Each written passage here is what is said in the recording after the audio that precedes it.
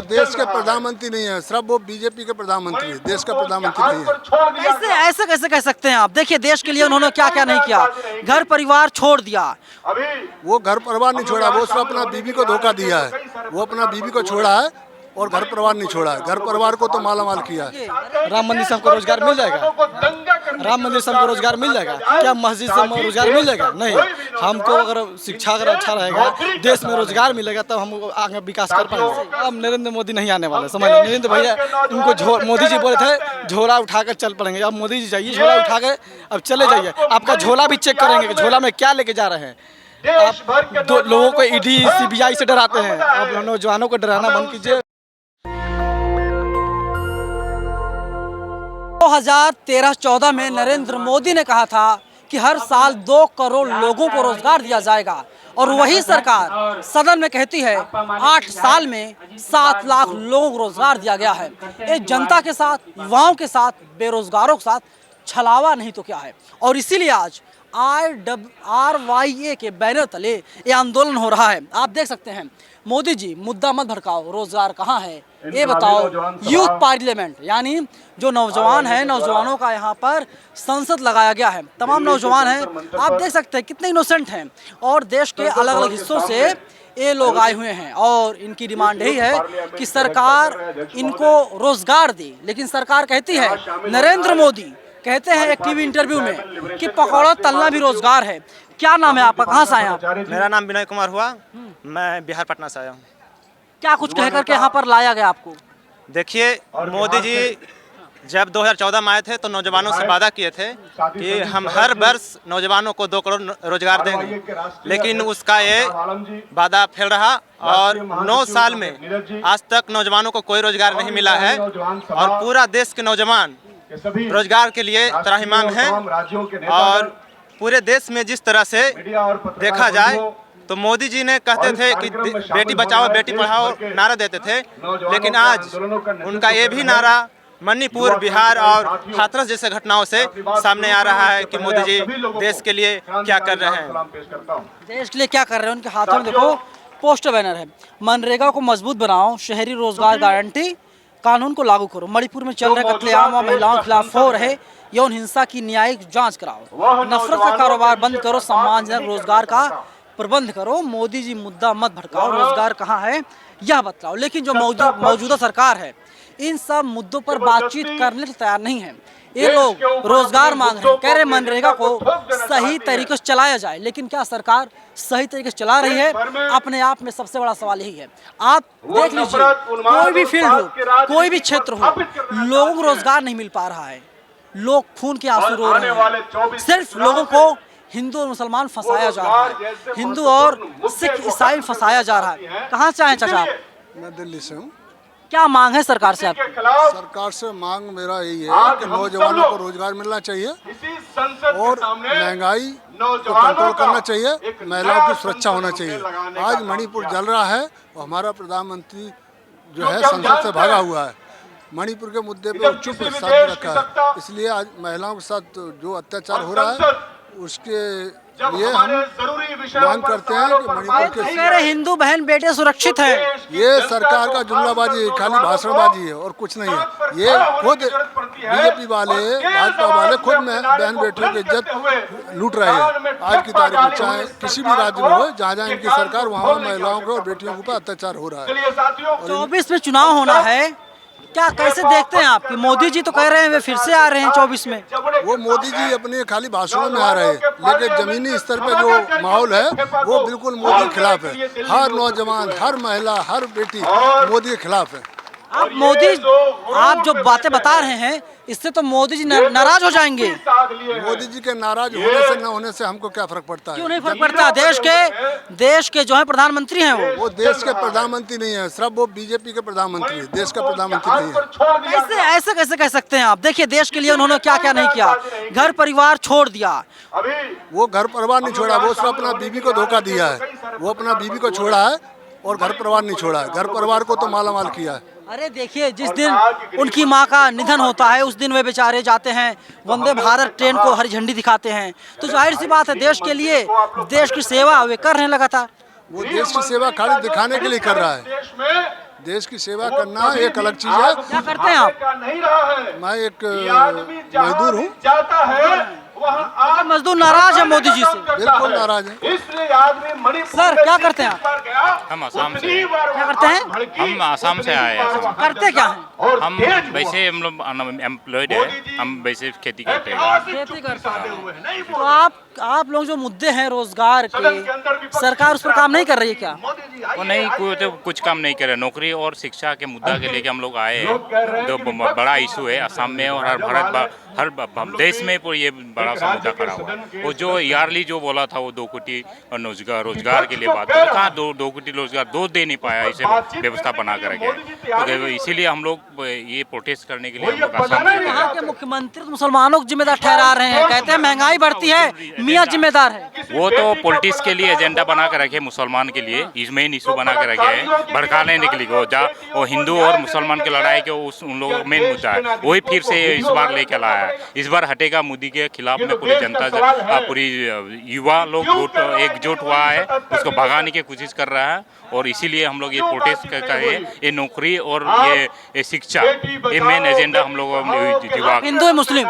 हम हिंदू है, हम कट्टर हिंदू है। कट्टर हिंदू है? और क्या, हिंदू है हम। मोदी जी भी लगातार हिंदुत्व को बढ़ावा दे रहे हैं। हिंदू तो उसका मुद्दा है, उसे हिंदू का बोल के भड़कवाना चाहता है। हिंदू बोल के वो मेन इशू लेके रखा, लेकिन वो मेन एजेंडा नहीं है। वो ये हिंदू खतरे में नहीं है। असम या भारतवर्ष के हिंदू खतरे में नहीं है। ये मुसलमान को और हिंदू को लड़वाने की मेन एजेंडा लेके खड़ा हुआ है। अरे हिंदुओं का फायर ब्रांड नेता है हेमंत बिश्व शर्मा। वो तो झूठ है, वो तो कोई काम का नहीं है। असम का जो मुख्यमंत्री है, जो हमारा जो इशू है असम में बड़ा इशू है, वो कुछ काम कर नहीं पा रहे हैं। अरे प्रदेश की जनता ने ऐसे चुन लिया उनको। वैसे वो तो होता ही है उन लोगों को, क्या, क्योंकि पूरा भ्रष्टाचारी लोगों ही गुट खाता है बीजेपी में। इस हिसाब से वो बीजेपी में गुट खाया, हमारे असम में गुट मुख्यमंत्री में हिसाब से तो उसको सौंपा है। हम लोग नहीं चाहते उसको इस तरफ जिस हिंसा हमारे बीच में और हिंदू मुसलमान के बीच में लगाने चाहते हैं, ये एजेंडा हिसाब से बोला। 24 में मोदी जी आ रहे हैं? नहीं आएगा, वो तो झूठ है। वो तो जैसे बोला पत्रकार है और लोग बोल रहे हैं ये इशू बनाया, ये तो झूठ है, ये नहीं आया। मोदी नहीं आएंगे? नहीं आएगा। जंतर मंतर की धरती से बता दीजिए कि 24 में मोदी जी कितनी सीटें लाएंगे? एनडीए बीजेपी कितनी सीट लेकर आएगी? देश में बताइए आप, हर भारतवर्ष में 4-5 राज्य के बाहर अलग राज्य में उसका अधिकार है ही नहीं, उसका सरकार ही नहीं है, तो सत्ता में कैसे आ जाएगा अगली 24 में? ये बताइए। ये तो इशू बना कर रखा है। ये तो 4-5 राज्य के बाहर है और है ही नहीं उसका सत्ता, तो कैसे आ जाएगा मोदी? ये है असली सच्चाई। किसान, नौजवान, मजदूर, बेरोजगार से बात कीजिए तो साफ तौर पे कहते हैं कि हिंदू मुसलमान लड़ाया जा रहा लगातार, ग्राउंड जीरो पर काम नहीं हो रहा है। हालांकि नरेंद्र मोदी अपने भाषणों में बहुत बड़ी बातें करते हैं, लेकिन ग्राउंड जीरो पर उसका कितना असर होता है या हो रहा है, ये तमाम लोग बता रहे हैं। नरेंद्र मोदी कह रहे हैं 24 में फिर से आ रहे हैं बहुमत के साथ। नरेंद्र मोदी का सुपड़ा साफ होने वाला है 2024 में, समझ लीजिए। जो हम लोग पार्लियामेंट में आए हैं, जो पार्लियामेंट में उनका आवाज़ जो सांसद का सुना नहीं जा रहा है, इसलिए हम लोग भी अपना पार्लियामेंट लगा के बैठे हैं यहाँ पे।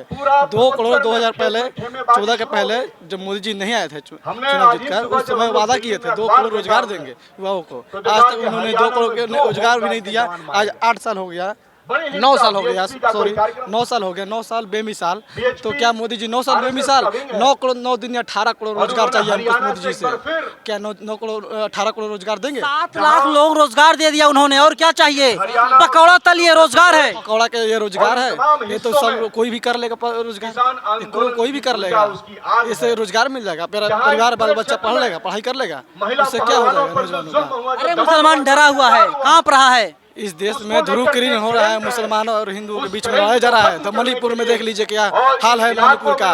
इस दिन नंगा वीडियो वायरल किया जा रहा है। मणिपुर की सरकार को इस्तीफा देना चाहिए और शर्म आना चाहिए। गृह मंत्री को शर्मिंदा होने इस्तीफा देना चाहिए, वहाँ के मुख्यमंत्री को इस्तीफा देना चाहिए। शर्मा है ये वीडियो वहाँ से वायरल हुआ। राम मंदिर बन गया भाई साहब, तालियां बजाइए। राम मंदिर से हमको रोजगार मिल जाएगा? राम मंदिर से हमको रोजगार मिल जाएगा? क्या मस्जिद से हमको रोजगार मिल जाएगा? नहीं। हमको अगर शिक्षा अगर अच्छा रहेगा, देश में रोजगार मिलेगा, तब हम आगे विकास कर पाएंगे। कितना पढ़े लिखे हैं आप? 12वीं करके ग्रेजुएशन में एडमिशन कराए हैं जी। कहाँ से हैं आप? बिहार से। बिहार में कहाँ से? बिहार से आरा जिला। मतलब अब लोग जागरूक हो रहे हैं, लेकिन नरेंद्र मोदी दम भर रहे हैं, कह रहे हैं कि 24 में फिर से। अब नरेंद्र मोदी नहीं आने वाले, समझ लो। नरेंद्र भैया उनको मोदी जी बोले थे झोला उठाकर चल पड़ेंगे, अब मोदी जी जाइए झोला उठा के अब चले जाइए, आपका झोला भी चेक करेंगे कि झोला में क्या लेके जा रहे हैं। आप लोगों को ईडी सीबीआई से डराते हैं, अब नौजवानों को डराना बंद कीजिए, नेताओं को डरवाना बंद कीजिए। देश में ये षड्यंत्रकारी अपना जितना भी एजेंडा है अपना बंद कीजिए। आप झोला उठा के सीधे चले जाइए अपना घर, झोला उठा कर घर चले जाइए। एक बड़ी बात बता दूं, जहां पर मैं मौजूद हूं ये जंतर मंतर है और यहीं से कुछ ही दूरी पर संसद है और वहां पर सदन की कार्यवाही चल रही है, यानी जो मेन पार्लियामेंट है, पार्लियामेंट के बगल यूथ पार्लियामेंट को बनाया गया है, यूथ पार्लियामेंट लगा दिया गया है और देश के तमाम जागरूक लोग मंच पर बैठे हैं और ये युवाओं का संसद है।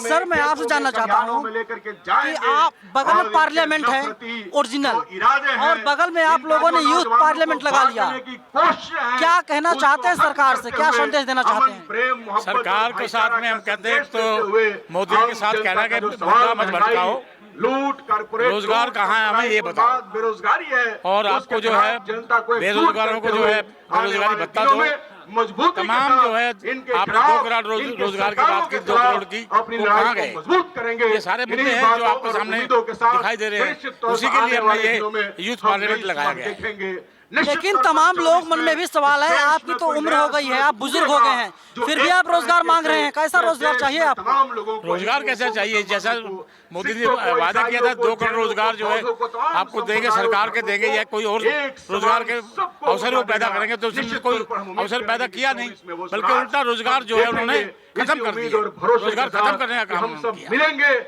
लेकिन प्राइवेट सेक्टर में रोजगार के अवसर बढ़ते हैं, प्राइवेट सेक्टर में इस वक्त रोजगार के अवसर लगातार इंक्रीज हो रहे हैं। नहीं हो रहे, बल्कि आपके छटनी हुई है प्राइवेट रोजगार के अंदर, तो मैक्सिमम छटनी हुई है, जो रोजगार थे वो भी खत्म हुए हैं।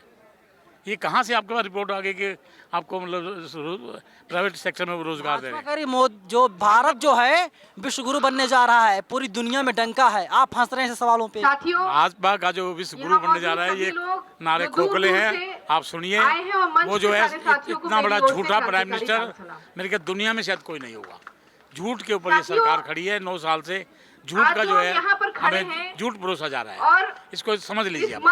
24 में क्या होने जा रहा है?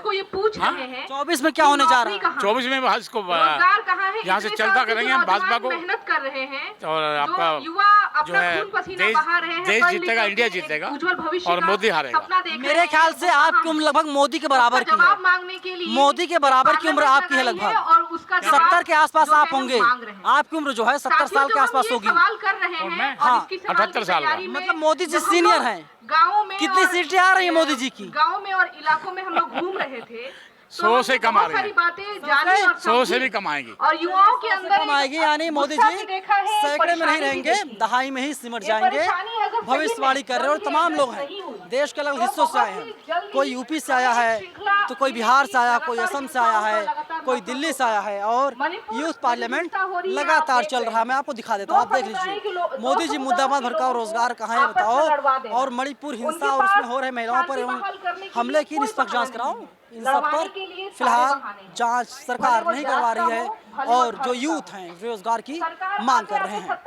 कैमरा पर्सन आशीष के साथ मैं नवीन कुमार नंदन, नेशनल दस्तक, जंतर मंतर, दिल्ली। नेशनल दस्तक की आपसे गुजारिश है कि अगर इसको बचाना चाहते हैं तो नेशनल दस्तक को सब्सक्राइब करने के लिए रेड कलर के सब्सक्राइब बटन को दबाएं, फिर बेल आइकन की घंटी दबाएं।